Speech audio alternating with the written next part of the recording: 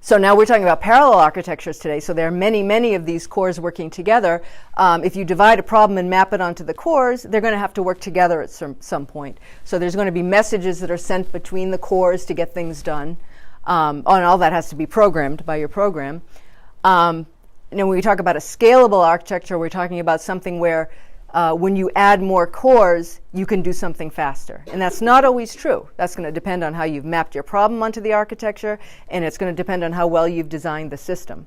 So scalability is very important in this market.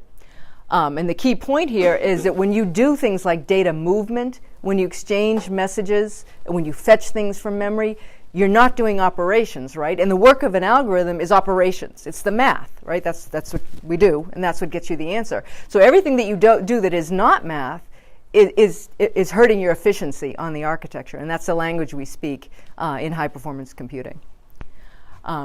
So what's important here is that this is a functional diagram of what's in an architecture, but there's also a space-time component. When these cores access memory, there's a latency. There's a time that it takes to fetch something from memory. There's a time that it takes to get it back. There's a time that it takes to put the result back. And all of that hurts you in a sense because you want to be doing operations.